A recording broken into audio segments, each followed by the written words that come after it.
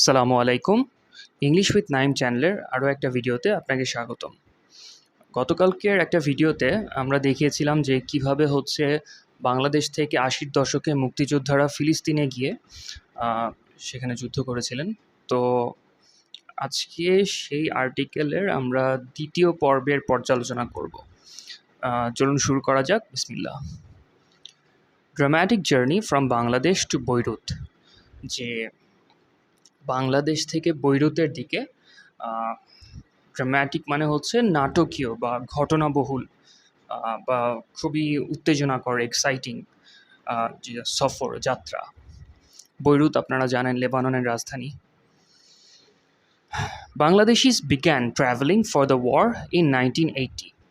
বাংলাদেশিস began হচ্ছে begin থেকে আসছে, বিগিনের পাস্ট ফর্ম হচ্ছে began.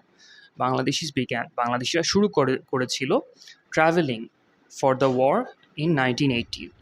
Traveling for the war মানে হচ্ছে যুদ্ধের জন্য যাত্রা করা ইন 1980, 1980 সালে। তাহলে পুরো কথাটার মানে দাঁড়াচ্ছে যে বাংলাদেশিরা 1980 সালে এই যুদ্ধে যোগদান করার জন্য যাত্রা করা শুরু করে।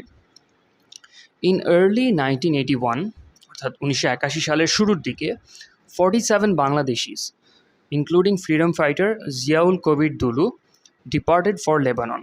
আচ্ছা, 1981 সালের শুরুর দিকে 47 জন Bangladeshi including freedom fighter Ziaul Kabir Dulu, অর্থাৎ ফ্রিডম ফাইটার জিয়াউল কবির সহ, এই যে সহ কথাটা এটাই ইনক্লুডিং দিয়ে প্রকাশ করা হচ্ছে।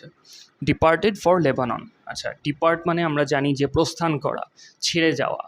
তো ডিপার্টেড ফর লেবানন, ডিপার্ট থেকে ডিপার্টেড আসছে, মানে ডিপার্টের past form, departed for Lebanon.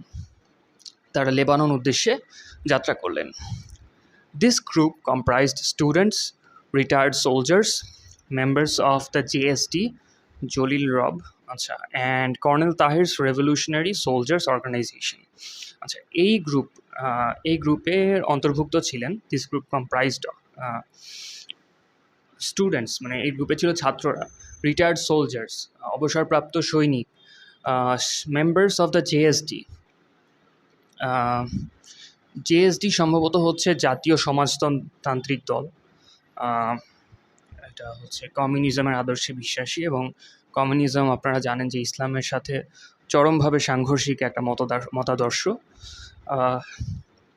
Members of the JSD and colonel Taher's revolutionary soldiers organisation, এবং কর্নেল তাহেরের বিপ্লবী সৈনিকদের সংগঠন। অ্যাট দি এয়ারপোর্টে the government suspected a hijacking plot, যে সরকার সন্দেহ করলো যে একটা হাইজ্যাক ঘটানোর ষড়যন্ত্র চলছে।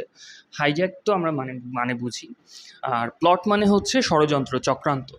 সাসপেক্টেড মানে সন্দেহ করেছিল, সাসপেক্ট মানে সন্দেহ করা, সাসপেক্টেড মানে সন্দেহ করেছিল। The government suspected a hijacking plot, যে সরকার একটা হাইজ্যাকিংয়ের চক্রান্তের সন্দেহ করে। অ্যাট দি এয়ারপোর্টে উইচ ডিলেড দেয়ার ডিপার্চার, যা তাদের প্রস্থানে আসলে বিলম্ব ঘটায়, দেরি করিয়ে দেয়, তাদের বের হতে দেরি করিয়ে দেয়। ডিলে মানে আমরা জানি দেরি হয়ে যাওয়া। The group contacted Palestinian ambassador Ahmad Abdur Razzaq. আচ্ছা, দ্য গ্রুপ কন্ট্যাক্টেড, যে এই গ্রুপটা যোগাযোগ করে প্যালেস্টিনিয়ান অ্যাম্বাসেডর, ফিলিস্তিনি যে কি বলে যেন, দূতাবাস, রাষ্ট্রদূত Ahmed Abdur Razzak, who intervened and allowed them to fly 2 hours later. আচ্ছা, who intervened, যিনি হস্তক্ষেপ করেন। ইন্টারভেনশন মানে হস্তক্ষেপ, ইন্টারভেনশন থেকে ইন্টারভিন আসছে, এবং ইন্টারভিনড মানে হস্তক্ষেপ করেছিলেন। who intervened, যিনি হস্তক্ষেপ করেছিলেন, and allowed them to fly 2 hours later, এবং 2 ঘন্টা পর তাদের ফ্লাই করার ব্যবস্থা করে দিয়েছিলেন। 2 hours later মানে হচ্ছে 2 ঘন্টা পর। They traveled with $100 in pocket money provided by the embassy. আচ্ছা, তারা সফর করেছিলেন $100 হাত খরচা নিয়ে, প্রোভাইডেড বাই দি এমবেসি, যা দিয়েছিলেন হচ্ছে, যা তাদেরকে দেওয়া হয়েছিল এমবেসি থেকে। প্রোভাইডেড বাই মানে হচ্ছে মানে দেওয়া হয়েছিল আর কি এমবেসির দ্বারা। The group's route included stops in Pakistan, Bangkok, Dubai and Syria. আচ্ছা, এই গ্রুপের যে তারা যে রুট অনুসরণ করে গিয়েছিলেন সেটার মধ্যে অন্তর্ভুক্ত ছিল, আম, সেটার মধ্যে তাদের স্টপ ছিল পাকিস্তানে, ব্যাংককে, দুবাইতে এবং সিরিয়াতে। After spending 6 to 7 days in a PLO camp in Syria, they traveled to Lebanon by road. আচ্ছা, আফটার স্পেন্ডিং 6 or 7 days, যে 6-7 দিন পার করার পর, in a PLO camp in Syria, মানে সিরিয়াতে একটা পিএলও ক্যাম্পে 6-7 দিন পার করার পর, 6-7 দিন থাকার পর, they travel to Lebanon by road, যে তারা লেবাননের উদ্দেশ্যে বাই রোড, তারা সড়ক পথে যাত্রা শুরু করেন। আবু তাহের সরকার, however, left the country in a more dramatic way in the late 1980s. আচ্ছা, আবু তাহের সরকার অবশ্য, however মানে এখানে অবশ্য, left the country, দেশ ত্যাগ করেন, in a more dramatic way in the late 1980s, আরও নাটকীয় উপায়, আরও বেশি অভূতপূর্ব, আরও বেশি কী বলে অদ্ভুত উপায়ে দেশ ত্যাগ করেন in the 1980s, in the late 1980s, 1980 সালের শেষের দিকে। অ্যাকচুয়ালি না, সরি, 1980 সাল না, এখানে 80-র দশকের শেষের দিকে, যখন 1980s এভাবে লেখা হয় শেষে এস দিয়ে, তখন এটা দিয়ে আসলে দশক বোঝানো হয়। মাই মিস্টেক, আমি শুরুতে ভুল বলছিলাম। Initially working at Moon cinema hall under the freedom fighters welfare trust. আচ্ছা, ইনিশিয়ালি মানে প্রাথমিকভাবে, initially working at Moon cinema hall, যে প্রাথমিকভাবে তিনি মুন সিনেমা হলে কাজ করতেন, under the freedom fighters welfare trust, যে মুক্তিযোদ্ধা ওয়েলফেয়ার ট্রাস্টের অধীনে। He left Bangladesh as a volunteer, তিনি স্বেচ্ছাসেবক হিসাবে বাংলাদেশ ত্যাগ করেন। He was totally unaware that he was joining the fight, তিনি এই ব্যাপারে সম্পূর্ণ মানে অজ্ঞাত ছিলেন যে তিনি যুদ্ধে যোগ দিতে যাচ্ছেন। A cousin encouraged him to get a passport, যে তার একজন চাচাতো ফুপাতো ভাই বা এই ধরনের একজন আত্মীয়, cousin, encouraged him to get a passport, তাকে উৎসাহ দিয়েছিলেন যে একটা পাসপোর্ট করতে, সাজেস্টিং অ্যান অপরচুনিটি অ্যাব্রড, যে বাইরের দেশে একটা সুযোগ থাকতে পারে, এই ধারণা তাকে দিয়ে। While a friend named Khalil hinted at a volunteer program that could lead to Europe, যে while মানে যেখানে একজন তার একজন বন্ধু, খলিল নামের তার একজন বন্ধু, হিন্টেড অ্যাট, যে এরকম একটা ধারণা দিয়েছিল, এরকম একটা ভাষা একটা আইডিয়া দিয়েছিল, একটা ভলেন্টিয়ার প্রোগ্রাম, যে এমন একটা ভলেন্টিয়ার প্রোগ্রাম থাকতে পারে that could lead to Europe, যেটা থেকে শেষ পর্যন্ত ইউরোপে যাওয়া যাবে। Neither of them disclosed that it involved fighting for Palestine, তাদের কেউই এটা খোলসা করেননি যে এর মধ্যে আসলে ফিলিস্তিনের পক্ষ নিয়ে যুদ্ধ করা অন্তর্ভুক্ত আছে। Before living, Abu Taher did not inform his family about his departure, মানে চলে যাওয়ার আগে আবু তাহের তার পরিবারকে জানাননি তার চলে যাওয়া সম্পর্কে, তার যে দেশ ত্যাগ করা সম্পর্কে। ইনফর্ম মানে জানানো, did not inform his family মানে তিনি তার পরিবারকে জানাননি অ্যাবাউট হিজ ডিপার্চার, তার প্রস্থান সম্পর্কে, তার চলে যাওয়া সম্পর্কে। He only told one of his friends, যে তিনি শুধুমাত্র তার বন্ধুদের একজনকে জানিয়েছিলেন, who later informed his family, যিনি পরবর্তীতে তার পরিবারকে জানান। I kept it from my family because my son was just 7 days old. আচ্ছা, যে আমি আমার পরিবারের কাছ থেকে জিনিসটা গোপন রেখেছিলাম। I kept it from my family মানে আমি আমার পরিবার থেকে জিনিসটা লুকায়িত রেখেছিলাম। এখানে আসলে এই যে গোপন রাখা, লুকিয়ে রাখা, এই কথাটা সরাসরি মানে ইংরেজি কোনো শব্দ দিয়ে উল্লেখ করা নাই, জিনিসটা উজ্জ্ব আছে, এটা আসলে কথার থেকে বুঝে নিতে হবে। I kept it from my family, এখানে I kept it hidden from my family, এই হিডেন কথাটাও হিডেন আছে। I kept it from my family because my son was just 7 days old, যে আমি এটা আমার পরিবারের থেকে গোপন করেছিলাম কেননা আমার ছেলে তখন মাত্র 7 দিন বয়সের। And my wife and the baby were in Dhaka at the time, এবং আমার স্ত্রী এবং আমার সন্তান ওই সময় ঢাকায় ছিল। When they eventually learned of my departure, they moved to the village, যে যখন তারা এক সময় জানতে পারলো, ইভেনচুয়ালি মানে এক পর্যায়ে, যখন তারা এক পর্যায়ে জানতে পারলো, when they eventually learned of my departure, they move to the village, তারা গ্রামে স্থানান্তরিত হলো। মুভড মানে এখানে মানে বাসা চেঞ্জ করা। They move to the village. At the এয়ারপোর্টে Abu Taher realised that he was going to join the PLO. আচ্ছা, এয়ারপোর্টে এসে আবু তাহের বুঝতে পারলেন যে তিনি হচ্ছে পিএলওতে যোগদান করতে যাচ্ছেন। After helping two liberate Bangladesh in 1971, যে বাংলাদেশকে স্বাধীন হতে সাহায্য করার পর, মানে 1971 সালে বাংলাদেশকে স্বাধীন হতে সাহায্য করার পর, he felt a strong desire to fight against the oppression in Jerusalem. যে he felt a strong desire মানে তার ভিতরে এই তীব্র আকাঙ্ক্ষা কাজ করতো, to fight against the oppression in Jerusalem, যে তিনি জেরুজালেমে চলমান যে অত্যাচার অবিচার চলতেছে এর বিরুদ্ধে তিনি যুদ্ধ করবেন। Specially for Al Aqsa mosque which gave him a sense of purpose, বিশেষ করে আল আকসা মসজিদের জন্য, which gave him a sense of purpose, যা তাকে একটা আসলে লক্ষ্য উদ্দেশ্য স্থির করতে সাহায্য করেছিল, বা তাকে একটা লক্ষ্যের পানে আসলে উৎসাহিত করছিল। His group of 21 first traveled to Bangkok via Thai Air, যে তার 21 জন সহ তার গ্রুপে মোট 21 জন ছিল। তো তারা প্রথমে ব্যাংকক গেলেন থাই এয়ারের মাধ্যমে, and then to Beirut through Pakistan and Syria, এবং তারপর তারা বৈরুত যান through Pakistan and Syria. Through মানে হচ্ছে ভিতর দিয়ে। এখানে যে শব্দগুলো আপনাদের কাছে নতুন, সেগুলো খাতা কলম দিয়ে লিখে ফেললে ভালো করবেন। আসলে এই আর্টিকেলগুলো থেকে আমরা মূলত ইংরেজি ভাষার ব্যবহার শেখার চেষ্টা করতেছি। তো যে শব্দগুলো আপনাদের কাছে নতুন বা কঠিন মনে হয়, সেগুলো যদি একটু কষ্ট করে খাতা কলম দিয়ে লিখে ফেলেন, তাহলে আপনাদের জন্যই উপকার হবে। আচ্ছা, থ্রু পাকিস্তান অ্যান্ড সিরিয়া, যে সিরিয়া এবং পাকিস্তানের ভিতর দিয়ে তারা বৈরুত গেলেন। They underwent 10 days of weapons training at the Hamburiya camp in Syria, যে তারা হচ্ছে 10 দিনের অস্ত্রের প্রশিক্ষণের মধ্য দিয়ে গেলেন। আন্ডারওয়েন্ট মানে মধ্য দিয়ে যাওয়া, যেরকম আন্ডারগোয়িং কনস্ট্রাকশন মানে কনস্ট্রাকশন চলমান থাকা। সো আন্ডারওয়েন্ট ট্রেনিং মানে হচ্ছে তারা প্রশিক্ষণের মধ্য দিয়ে গেলেন। They underwent 10 days of weapons training at the Hamburiya camp in Syria, যে তারা 10 দিনের অস্ত্রের প্রশিক্ষণের মধ্য দিয়ে গেলেন সিরিয়ার হাম্বুরিয়া ক্যাম্পে। followed by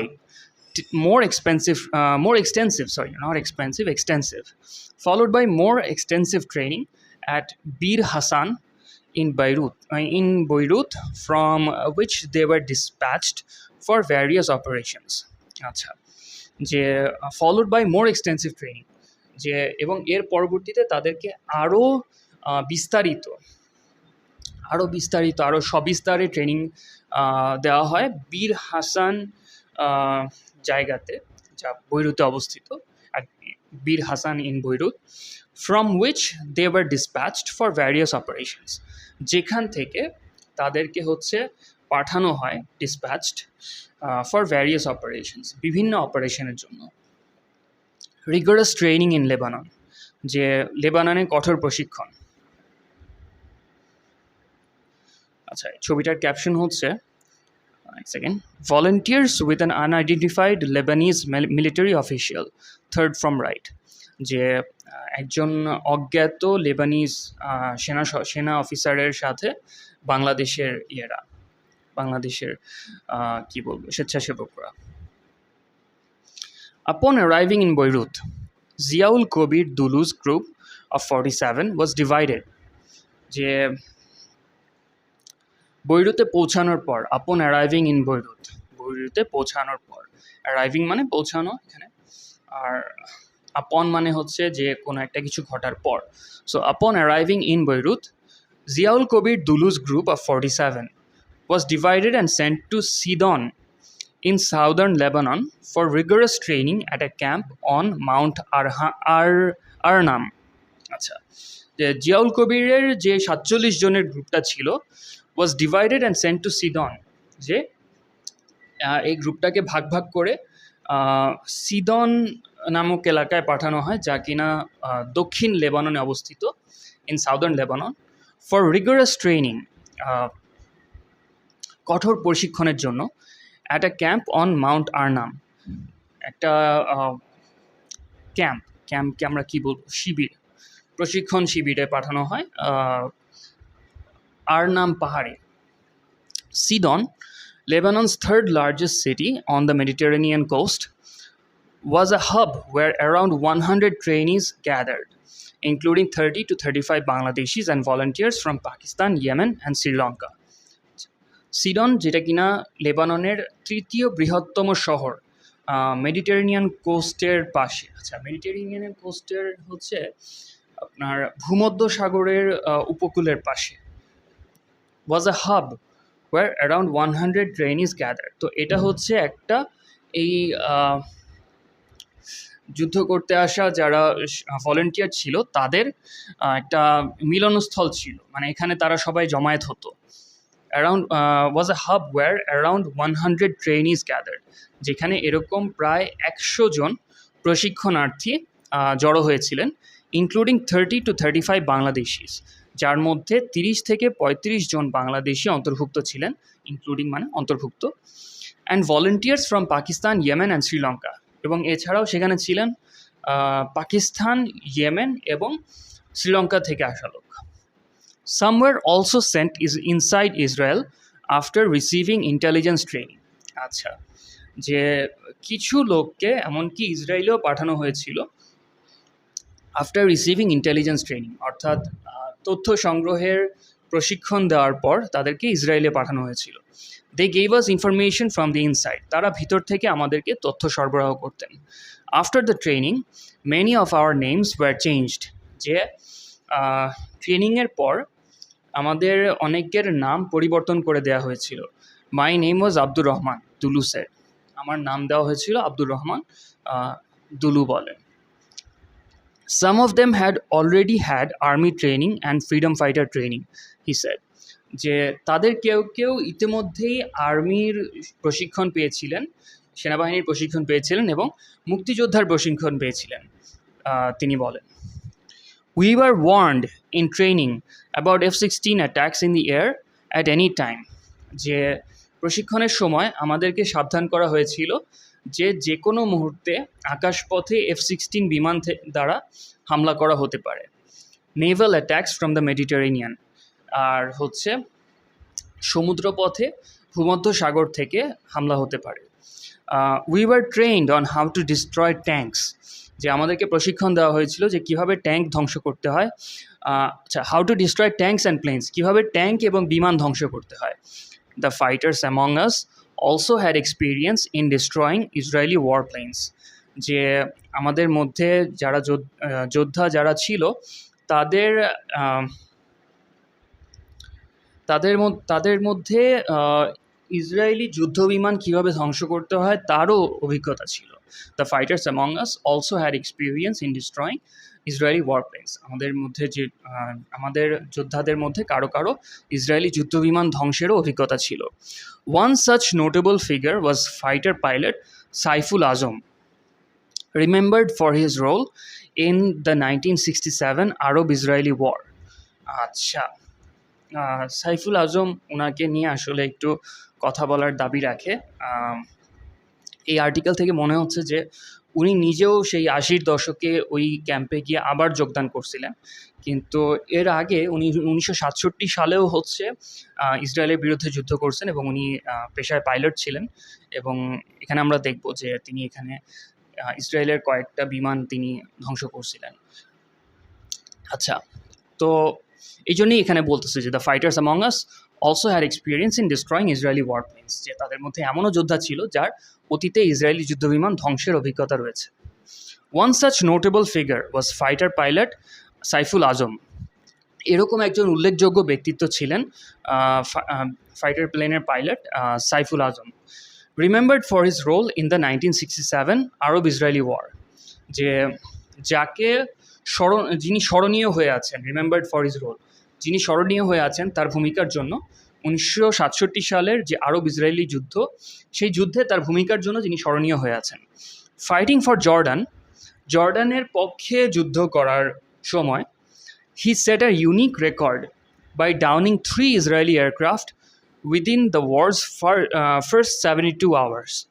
যে জর্ডানের হয়ে যুদ্ধ করার সময় he said a unique record, সে একটা অদ্বিতীয় রেকর্ড স্থাপন করে, নজির স্থাপন করে বাই ডাউনিং 3 ইসরায়েলি এয়ারক্রাফট, যে 3টি ইসরায়েলি বিমান ধ্বংস করার মাধ্যমে within the war's first 72 hours, যে যুদ্ধের প্রথম 72 ঘন্টার মধ্যে, earning him special honours from Iraq এবং জর্ডান, যা তাকে ইরাক এবং জর্ডান থেকে বিশেষ সম্মাননা এনে দেয়। আচ্ছা, fierce battles on the front lines. আচ্ছা স্যার, আমাদের মনে হয় এই পর্বটা এই পর্যন্তই থাক। ভিডিওটা ভালো লেগে থাকলে প্লিজ একটা লাইক দিয়ে যাবেন, আর এরকম ভিডিও যদি সামনে আরও দেখতে চান তাহলে প্লিজ সাবস্ক্রাইব করে নোটিফিকেশন বেলটা অন করে যাবেন। তাহলে আমি ভিডিও পোস্ট করা মাত্রই আপনার কাছে নোটিফিকেশন চলে যাবে। তো এতক্ষণ আমার সাথে থাকার জন্য অনেক অনেক ধন্যবাদ। ইনশাল্লাহ এই আর্টিকেলটা আমরা সামনের আরেকটা ভিডিওতে শেষ করব, কেমন? তো ইনশাল্লাহ সামনের ভিডিওতে আবার দেখা হবে। আল্লাহ হাফেজ।